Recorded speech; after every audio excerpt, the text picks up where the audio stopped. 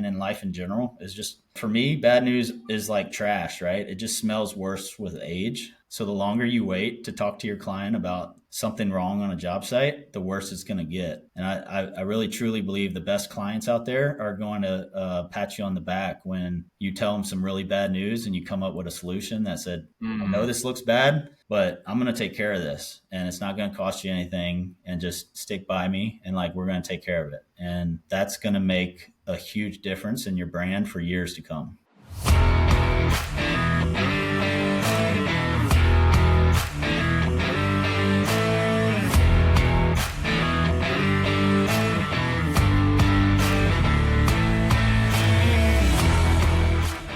Welcome back, everybody, to another episode of the Builder's Bible. We're joined by Justin Mannina, who owns multiple different things. My Truck Boss, RexCon. I'm excited to dive into it with him here today.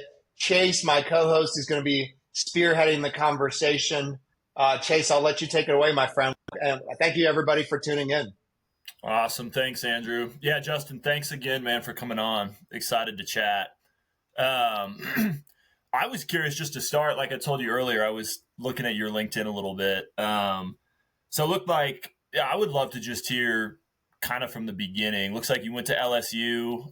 Walk me through kind of how you got into the construction world, and then kind of became a guy that's kind of started multiple companies within that realm. Yeah, sure.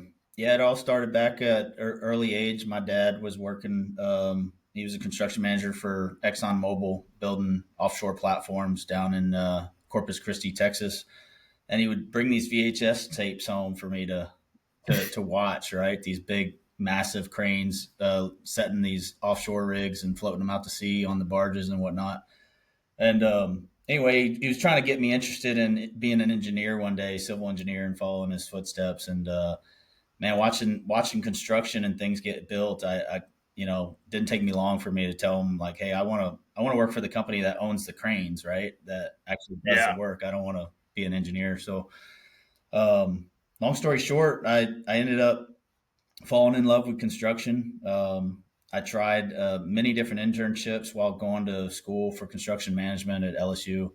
I interned in commercial, industrial, heavy highway, multiple different markets. I ended up landing with one of the biggest and best, companies that I know of that does engineering and construction in the U.S. That's Kiewit. Still work with them quite a bit today on the other side, as a subcontractor, and still keep in touch with them a lot. But I worked for Kiewit for 12 years, moving around, building some really cool jobs, everything from a $6 million bridge repair to a $1.2 billion highway project. Still to this day, I've been on one of the largest, or if not the largest, carbon capture project in the world. Wow. That was kind of that was actually my last project. I ran the EPC. I was the PM there. So, and so that landed me to, my partner and I decided to step out and do our own thing. Didn't kind of like where the corporate world was going. Just didn't fit where we wanted to take our life and our family. And so, what age was that? Let's see, I was 2000, it was about 9 years ago. So I guess I was 31, 32. Okay. Yeah. Seems like the late 20s, early 30s is when guys start thinking about, like, I might do my own thing here. I had a great career. Kiewit taught me a whole lot, probably everything I know at this point. And I've used everything since then. I've told many people there that I plan on sending my kids there to get trained up for sure one day. For sure. Great company, taught me a lot. I moved around 12 times, I think, 10 times in 12 years. And I started, and, I hit 30, I got married, I started having kids, and I just didn't want to drag my family around like that. So I kind of had a crossroad there. I just finished up a big 4-year long job, and I was kind of looking at where's my career going to go from here. And I had some options ahead of me, but I've never been one to like quit something in the middle of a project Sure. or a Want to see goal. it through. Yeah. Right. So like it's something it'd been weighing on me for a couple years there, building that project. And when I got done, we did the ribbon cutting, and all these politicians are there and doing all the dancing on the stage and stuff. And I'm just like, I think I want to go try to do something on my own, right? So my partners and I, we got smart over Christmas break, having a couple cocktails, solving all the world's problems, and we came out in January with a business plan and decided to start a small little concrete construction company. And so my partners Link and Lauren, they've really been the driver of that business. It's called JB Pinnacle. Today we are one of the largest slip form barrier and curb subcontractors in the country. We do work in Louisiana, Texas, and Oklahoma. We own these many machines that slip cast in place the permanent barrier rail on the highways and bridges. Wow. And so one of those machines can do what one concrete crew can do in a week. The machine can do in less than a day. Wow. Really? Yeah. Speeds up construction. We've gotten pretty efficient at it. We do other things like paving and bridges and whatnot, but that's kind of we've grown into that niche there with the slip form barrier rail. Yeah. Yeah. That's awesome. Super cool. One of the things I think that interests me specifically with your story here, so you've been a guy who's kind of helped start a few companies now. You've worked in the corporate world. What do you notice in terms of your day to day, balancing time, just trying to kind of map out your day? What have you found? Have there been, repeated problems that you've kind of noticed that have been hard to solve just as a business owner? What are some things you've kind of done, maybe with AI, that type of thing, just to help kind of make things more efficient? Yeah, for sure. Definitely a lot of nowadays Chat GPT and Googling everything, a lot of YouTube University, right? But no, it's, a lot of people take the leap from the corporate world because they think they want more, a better work-life balance. They're working too hard. So if you want to do everything opposite of that, then start your own company because yeah, right. Because I'll be the first one to tell you it is not a cakewalk. It is we almost went broke multiple times. There Wow. was like I'll never forget the 1 week that we like couldn't make payroll, and I had we had to go talk to everybody and explain that it was their check was coming 2 days late, and all the reasons why, but. That's tough, Yeah. man. That's tough. It really weighs on you. You can't sleep at night. You're borrowing from your family and friends to just for like 3 or 4 days to bridge the gap because someone paid you late, and the didn't clear. I mean, it's all the real stuff, right? When you're in the corporate world, you don't have to. When you work for somebody, right? Like you don't have to worry about that. And I come from a family that my dad's he made a great career. He worked for Exxon Mobil. It was the only company he ever worked for. 37 years, retired, an executive. He did great for himself.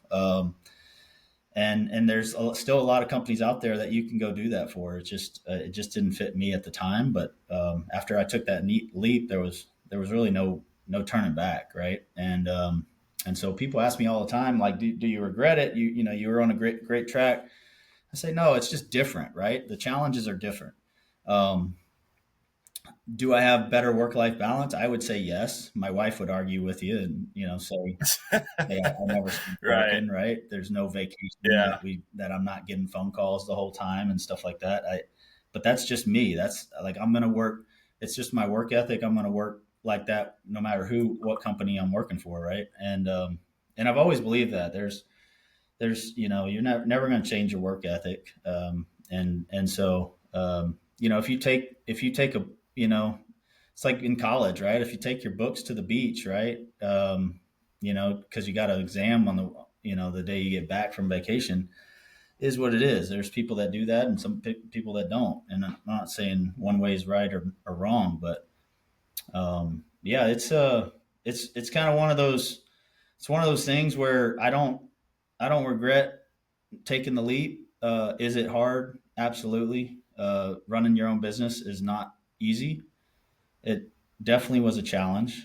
And, but I would tell you that, you know, one of my highlights of my weeks right now is making it home in time to go to my daughter's horse riding practice and Oh, that's awesome. or my son's football game. Right, I can remember many.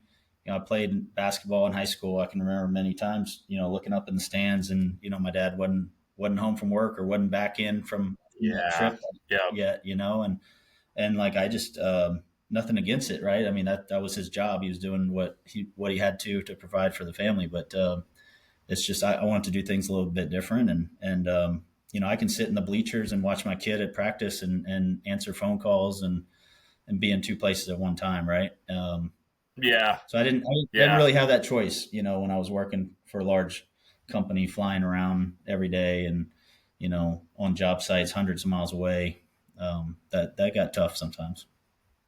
Yeah. Yeah. That's so good. Yeah. Cause seems like that's the balance for a lot of entrepreneurs. It's like, man, especially when you get married and start having kids, it's like, how do I put in the effort and the grind that I know is necessary to be successful, but still be a present father, a present husband? Yes, Have my you my found? solution there is just what I tell people is that you just get up earlier.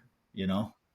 Right. I've got four kids, and about 3 o'clock in the afternoon on, like when I know that they're getting home, like I'm trying to get there. I'm trying to be there when they get off the bus, right? And so I wake up at 4 o'clock every morning. I hit the gym. I'm in the office by 6, and 7 o'clock I'm gearing ready to go. By 3 4 o'clock I've put in a pretty long day, and Yeah. like it's by then it's cool to check out and then put the kids to bed and get back to work, usually for a couple more hours before going to bed. So that's the life Yeah. of an entrepreneur, though, right? Yeah. I know. It seems like that's the way. Getting up early and getting the workout in, starting your day off with a win. Yeah. You can never go wrong. Man, that's super cool to hear. Let's move just a little bit into kind of the future of the construction world. Would love to kind of hear from you. I know you've kind of implemented some things within the construction industry that sounds like have optimized things better. Maybe some tech type things. Have you seen anything specifically that you feel like is a problem within construction that you think AI could potentially be helpful with? Is there anything, obviously for you being a busy guy, virtual assistants, things like that? Have y'all kind of tapped into that world at all? Yeah, so man, I've been really, even when I was at Kiewit, I was really kind of coined as one of the technology guys, always trying to push new things. And Hmm. that was really just managers that I worked for that that are still mentors today. They challenged me to go find something, a better way to do things, right? And so I've been dealing with software and technology and construction since probably, I'd say 2007 probably is when I started. Like, I can remember the first time I put in a purchase rec for 70 laptops and email addresses No way. for all my foremen, right? I wanted to do Yeah. electronic time cards, right? And like I was just tired of all the paper time cards and all the problems that come with it.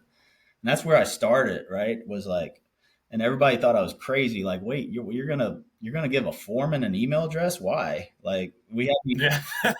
back then. A lot of people can't even picture it today, right? But like we had Yeah. these mailboxes that, like, we would put stuff a bunch of paper in and to get the message out to all the foremen and the crews and the different projects, and they had to just come to the, if they didn't come grab their mailbox, like, they didn't get the message. Yeah. And so, email started opening up communication on job sites, and then we got into tablets and apps for time cards, and now you could pretty much log in to get on the app store and download a time card and be up and running the next day with your Right. new company, right? Like, there's no infrastructure needed. You can download Google, the Google Suite, right? And for a couple $100, like you're off and running with your document control, your your emails, your communication, all your file cabinets is right there in the computer and on your phone. I don't have a single file cabinet in my office anymore, right? Yeah, that's crazy, isn't it? Everything I do, everywhere I go, scheduling 200 employees across 3 states, like everything is on my phone, no matter where I go. Now, are you scheduling these employees currently yourself, or do you have specific roles for that? Or? Yeah, no, I've got project managers and ops managers, and we've got a whole hierarchy of decision makers, right? That drive that. But yeah, we've got on any given day, anywhere from any month. It varies depending on seasonality and stuff like that. But we can go from 100 to 200 craft employees in the field. That's concrete finishers and operators and carpenters, right? And so there's for every crew that you add out there on another job, there's bills to be paid, there's materials to plan, there's equipment to schedule. You got to stay in front of it, right? And then you got to feed that beast, so that now you got to estimate more and more every day as you grow to keep feeding that cycle, right? Because the thing about construction that a lot of people don't realize when they take a job, right, is that in construction, our job is to work ourselves out of a job. You know what I mean? Like you got to finish the job on time. You can't just stretch it out and take forever. So you're going to be looking for that next job. So it's about stacking it up behind the other, right? Right. Absolutely. It seems like the more efficient you could be as well, just the better for everyone, at least in your world. If you're working with time. Yeah. So you talk about the technology, so, and AI and whatnot. First I'll tell you the challenge that you asked about, challenges in construction. Mm-hmm. I think one of the biggest challenges today with construction in respect to technology and AI and everything is that there is a technology fatigue across the construction industry. That everybody has tried this or that. It was very expensive. It was very hard to implement. And by the time they got just a little bit of success in managing that change, whatever it may be, whether it was in, adopting robotics and survey, to automated technology and the equipment, to grade, like the grade control on a piece of equipment, or maybe it's using a new app for like Truck Boss, one of my companies, for e-ticketing. They get to the end of the job and they're almost there, but they don't have any more project left. The job's over, right? And now they got to move to a different project, new crew, new people, new everything, new challenges. And like everybody they just taught to do that, to work with that new technology, now is on a different job, and you're all spread out. And now you got to get you got to get all the buy-in again from the team. So I think that's one of the biggest problems with construction. The evolution of technology and AI and stuff with construction. I think people, by time anything sticks, sometimes the job's over. Yeah. So these things take time. Now, I told somebody the other day, if you think about it, we don't cut paper checks for people, anymore, right? Most companies don't. You either you set up your direct deposit, especially those that work remote, right? Like you wouldn't want to drive across town to get your paycheck and take it to the bank to cash it, right? It just goes in your bank, and then you got an ADP app or something to check, the details of your paycheck. And so there's no reason why we shouldn't do the same thing with construction materials and trucking, right? And so what we did with my Truck Boss is we created a very easy, inexpensive, self onboarding app to create your project on the fly, and pay as you go, no commitments, no big dollars. Just download the app and start tracking what's happening on your job site. What trucks are on the job that you have to pay for. How, if you're paying for by the hour, how many hours, how many minutes are they on the job, right? Um, and so like the contractors and haulers, they can do things like with my truck boss, it allows the contractors to see like the cycle times that their trucks are driving. It's one of the big frustrations on a dirt haul, right? Is when you start the day out with 20 trucks, and by noon you're down to 12, right? Where'd they Right. all go, right? I've got a crew and equipment sitting here waiting to load these trucks out, and they all get spaced out. Some get pulled off, some quit and go home, and it's frustrating. But Yeah. the now the contractors can see which trucks left, and they can report that to their haulers, and the haulers can see it as well. Um, but what's in it for the haulers, right? Is today the average hauler is getting paid like 2 to 3 weeks after they actually drive on the job, right? And so thousands of Yeah. dollars that they are behind from a cash flow perspective. Right. Well, when you use like apps like My Truck Boss, right? Everybody is on the same page on a daily basis with how much they owe each other, and there's no discrepancies. There's all these checks and balances in place, multiple signatures, and you can take pictures to document things that went wrong and whatnot. And you can be on the same page with the hours and loads and number of trucks and all that stuff every day. And so you can reconcile and pay each other on a daily basis. Um, I heard a hauler give us some feedback just the other day that they think they've already saved over $250,000, and they're only into 4 months of using it.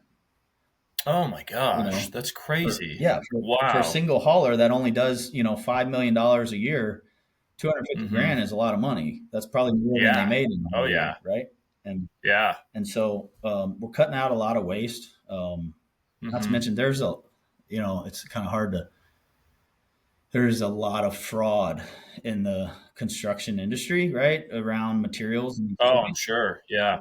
I'm looking at just like a stack of paper that came in from one job for 1 week. This is last week, right? A stack of paper that came in from one job, and and it's like, luckily, I've got it all on an app today.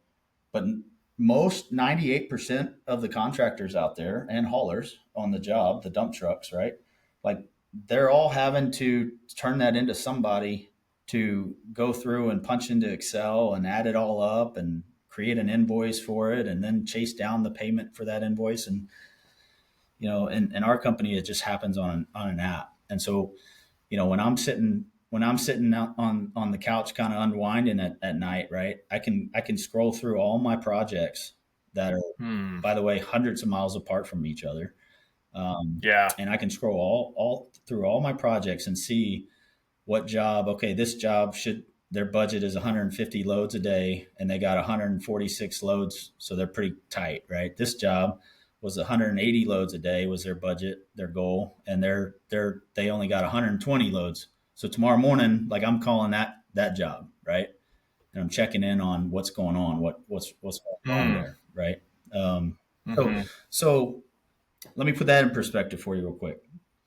If a company does, let's say, $1 million a month, or $12 million a year in revenue, right? And they've got, um, you know, if they've got an operation that, if you're doing $1 million in a month in cost, right, and they've got an operation that's 10% over budget, right? You lost $100,000 that month. Well, if $100,000 in that's on the let's say 20 days in a month, right? You're $5,000 a day you could be losing, right? if you Oh know that man. if you know that you lost $5,000 yesterday, today you're going to do something about it instead of waiting till the end of the month to see that you lost $100,000. I don't know Right. about you, Right. but I don't make $5,000 a day, right? So Yeah. so I wish. Yeah. it really takes a long time to put away $5,000. So, Yeah. anyway, that's to me, you know, what I've been doing with technology and construction.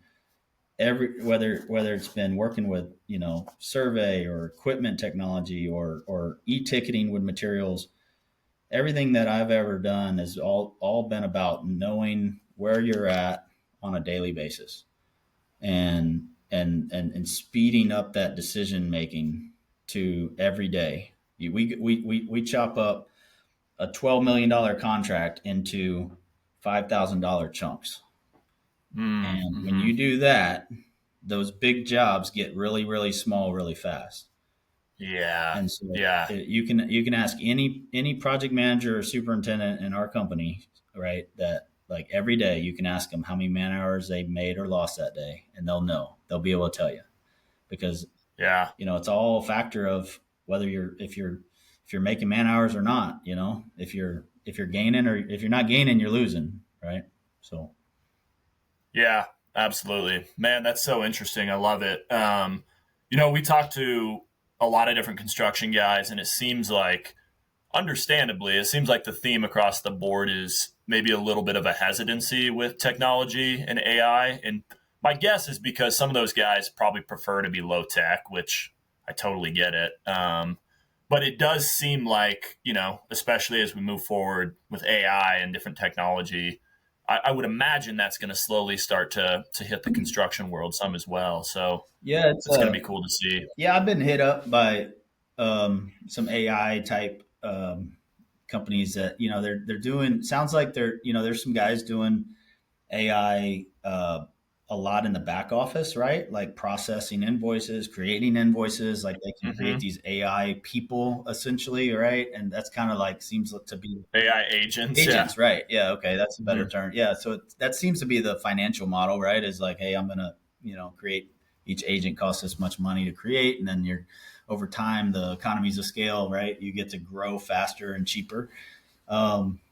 Which I believe that, right? But I don't know. There's some things that I'm a little bit skeptical of, right? Like with like estimating, right? I don't know if I'll ever let AI estimate our jobs, right? Because like then, Yeah. like at what point where's the competition at? What separates us from our competition, right? Is what how we're attacking a job, how we're going to build it differently. For the most part, everybody's probably bidding work within plus or minus 10% of each other. Yeah. To me it's we did a bid this morning that we stayed up all night racking our brain over it, talking and collaborating on how we can get lower and lower and lower. And man, we were like arguing for hours over literally cutting less than 1% of the job cost. Yeah. And then we lost it by like 17% this morning, right? So it's like, Okay. so it's like, I don't know what that other guy was doing, but like he obviously had a totally different way of building the job than us, right? Yeah. But that's how it goes, man. That's you win some, you lose some. Yeah, absolutely. That's so cool. Well, maybe we can kind of just wrap up with one last question here. Definitely want to respect your time.